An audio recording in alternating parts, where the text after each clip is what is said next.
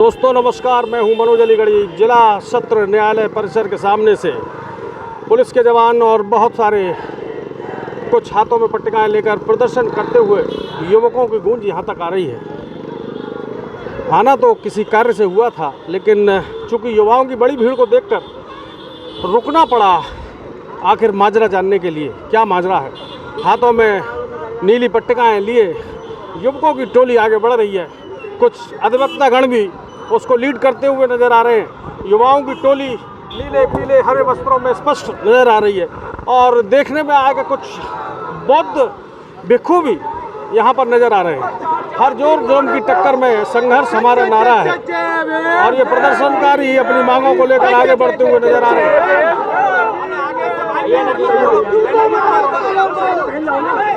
तो ये देख सकते हैं सभी लोग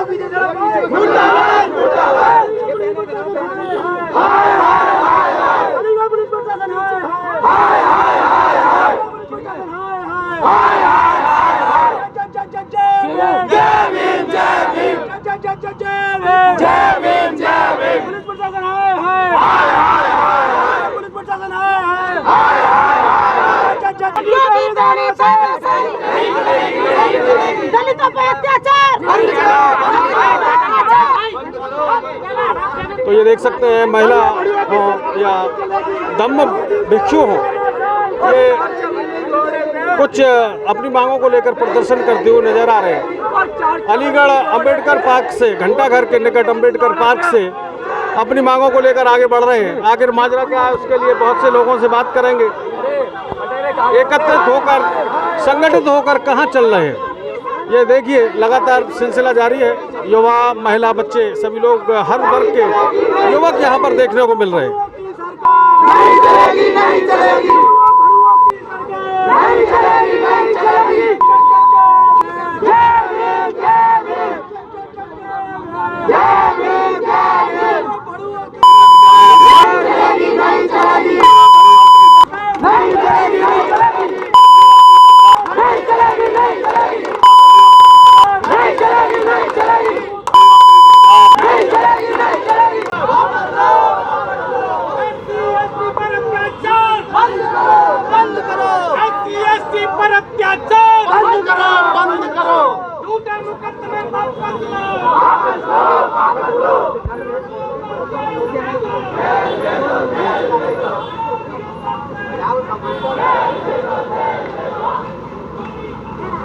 बंद करो, बंद करो।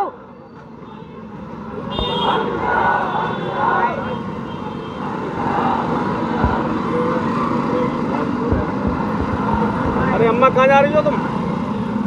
कहाँ जा रही हो? प्रोटेक्ट जो चल रहा है, ये हमारे बहुजन समाज के जो चिकावटी गांव में 3 बच्चों पर नंगा करके मारने की घटना की गई थी ठाकुरों के द्वारा। और दूसरी घटना नगला पूसा में हुई थी। विशाल और उनकी जीवन संगिनी को घर में घुस के ठाकुरों ने मारा। और तीसरी घटना एक गोंडा के पास में हुई, जहां ब्राह्मणों ने एक दलित परिवार को मारा। लेकिन देखिए ये क्या है, ये सब सरकार का एक सोचा समझा और एक जालसाज है, जिससे ये लोग चाहते हैं कि कुछ चंद्र लोगों को हम उकसा करके इन्हें पिटवाएं और ये उग्र हों, तो हम इन्हें झूठे केसों में फंसाएं जालसाजी से और इनके ऊपर अत्याचार और बढ़े। इसलिए हम सब भारतवर्ष के लोगों से कहना चाहते हैं और सरकार, शासन प्रशासन से भी कहना चाहते हैं, या तो होश में आकर के सही तरीके से शासन प्रशासन करें और ऐसे गुंडों को बढ़ावा देना बंद करें। और पुलिस प्रशासन क्या करता है कि जिन पीड़ितों के साथ में अत्याचार होते हैं, मारपीट होती है, उनसे रुपए लिए जाते हैं सिर्फ रिश्वत में और उन्हें मजबूरन, देखिए सबसे पहले जिस लड़के के साथ में घटना हुई उस लड़के को पीटा गया। वीडियो बनाने पर, बाबा साहब का वीडियो बना रहा था, उसे पीटा गया और 151 में बंद कर दिया उसे। फिर 6 दिन बाद उस पर पॉक्सो लगा दिया। ये पुलिस की एक बहुत बड़ी साजिश है, इस बहुजन समाज के लोगों को फंसाने की। और सरकार का ये फंडा है। ये सरकार नहीं चाहती कि ये बहुजन लोग अपनी तरक्की करें, पढ़ाई करें, क्योंकि वैसे भी सरकार का रवैया और मंशा बहुत खराब चल रही है।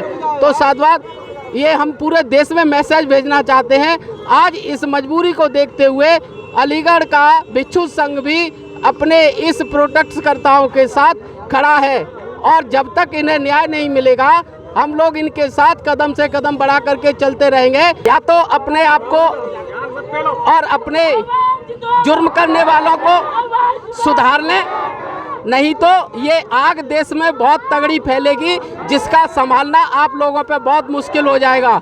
साधुवाद, मैं अपनी बारी को यहीं विरामित करता हूँ। क्या मांगे हैं? ये हमारी मांगे हैं, एक तो ये मांग है कि जिन बच्चों पे अत्याचार हुए हैं उन्हें न्याय मिलना चाहिए और जिन पे जो झूठे मुकदमे लगाए गए हैं उनके मुकदमों को खत्म करना चाहिए।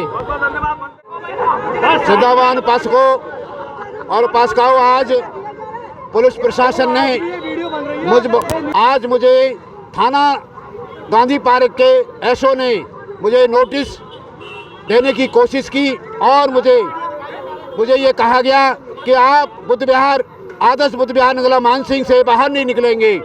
उसके बावजूद भी फिर मैंने उनका नोटिस स्वीकार नहीं किया और उसके बाद और ये कहा कि डॉक्टर अम्बेडकर पार्क पर आप नहीं जाएंगे क्योंकि वहाँ पुलिस की नाकेबंदी कर दी गई है।